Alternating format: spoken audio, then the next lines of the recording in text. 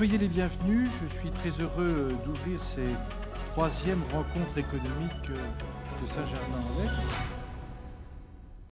Que souhaitons-nous faire à Saint-Germain avec ces journées, avec ces rencontres économiques ? Bien évidemment, débattre de sujets qui nous intéressent tous.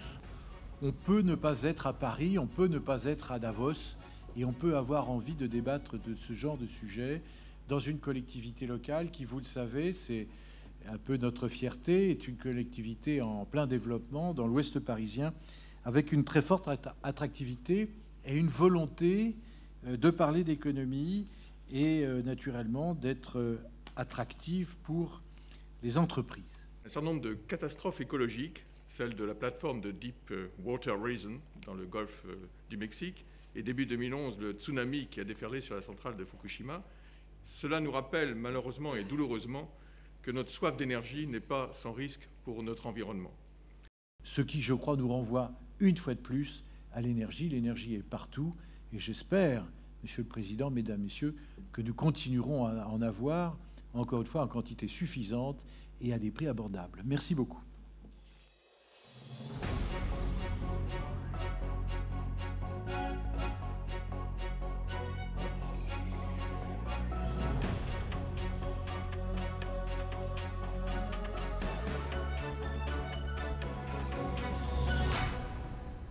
Qu'on revisite aujourd'hui la politique énergétique, c'est légitime. Mais ce qu'il faut le faire, c'est au meilleur coût pour les citoyens.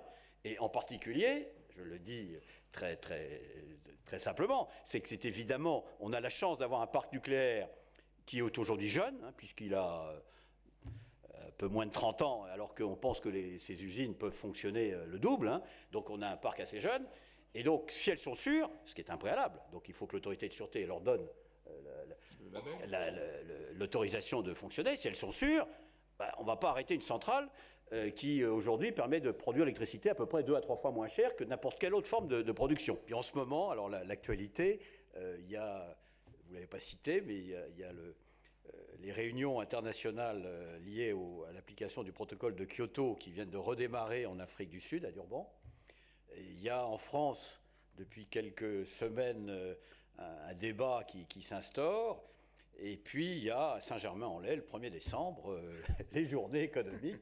Donc tout ça nous conduit à réexaminer et à s'interroger sur quels sont les grands enjeux de la politique énergétique. Le meilleur moyen de ne pas dépendre, et le meilleur moyen, disons, de réduire notre dépendance énergétique vis-à-vis de l'extérieur est de consommer moins. Et le meilleur moyen de polluer moins est de consommer moins.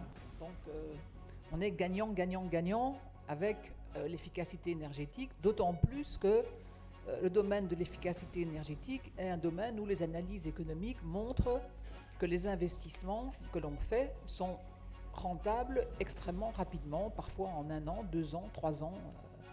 Donc c'est un domaine dans lequel on a tout intérêt sur le plus long terme à faire pour le moment des investissements pour des appareils qui consomment moins, des véhicules qui consomment moins et surtout changer nos comportements.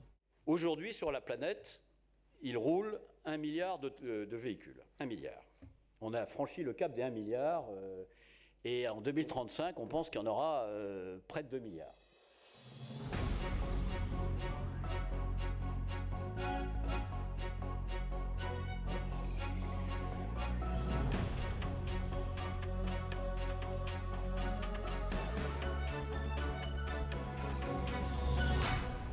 On voit des nouveaux pays qui veulent se tourner vers le nucléaire. Je parle l'Arabie Saoudite veut développer un gigantesque programme nucléaire pour une raison très simple, garder son gaz et son pétrole pour l'exportation et développer en local du solaire et du nucléaire. Nous vivons une première révolution, c'est la révolution gazière, ce sont les gaz de schiste. On estime aujourd'hui à l'Agence internationale de l'énergie que nous disposons de 250 années de réserve. Ce chiffre, il y a 5 ans, était probablement autour de 60 années. Une référence dont nous sommes assez fiers, puisque moi je suis le seul Saint-Germanois ici, donc en tant qu'entrepreneur, mais sachez que la station de traitement des eaux usées de Triel, qui est en construction actuellement sur Seine-Aval, sera équipé d'une centrale de production Cogenco de 3,5 MW et que donc les eaux usées de Saint-Germain-en-Laye, nous vous remercions, usez-les, seront serviront, alimenteront le digesteur, le gros méthaniseur, c'est magnifique, c'est en cours de construction, et alimenteront ensuite les groupes de cogénération qui devraient faire de ce site, je crois, une des plus grosses centrales de biogaz de France. Peut-être rêveur. On a des tas de pavillons à Saint-Germain, de maisons, on a des toits. On rêve, moi je rêve de mettre des cellules photovoltaïques sur les toits. Est-ce que les citoyens ne pourraient pas contribuer à la résolution du problème de demande d'énergie? Est-ce que c'est utopique? Est-ce que la législation n'est pas adaptée? Voilà ma question. Merci. Les panneaux photovoltaïques sur les toits, alors c'est pas la solution la plus économique, mais c'est une solution écologique en effet.